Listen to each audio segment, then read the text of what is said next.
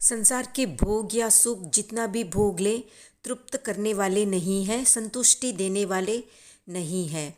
जितना ज़्यादा भोगेंगे उतनी ही ज़्यादा इनकी मांग बढ़ेगी।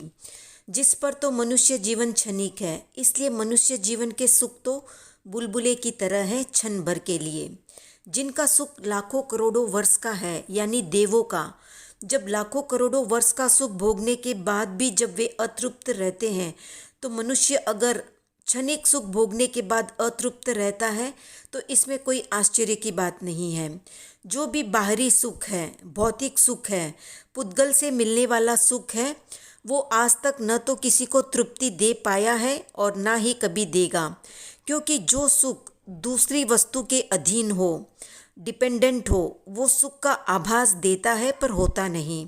पर क्योंकि हमारी दृष्टि स्थूल है, हम बस मोटे मोटे रूप में ही समझते हैं, जानते हैं, इसलिए इसकी गहराई में नहीं जा पाते और सुख के भ्रम को ही सुख मान लेते हैं। जब तक दृष्टि बाहर की ओर लगी हुई है तब तक ही इस भ्रम में मजा आएगा और हम इन भौतिक सुखों के पीछे भागते नजर आएंगे।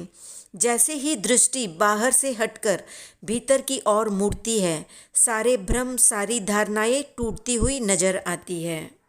दृष्टि साफ होने लगती है, सही समझ आने लगती है।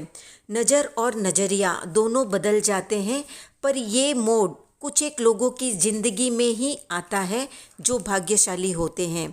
एक तो उनके जो मरते मरते लकीली मरने से बच गए, चाहे किसी एक्सीडेंट से या किसी और वजह से, या जिन्होंने मौत को बहुत करीब से देखा और बचकर निकल आए, या जिन्होंने बड़ी चोटें खाई, दुख देखे, या जिन्होंने गहरा धोखा खाया, या संसारी लोगों की करतूतों से परेशान हुए, या जिस किसी भी कारण से, कई कारण हो सकते हैं जगने के, दृष्टि के मिलने के।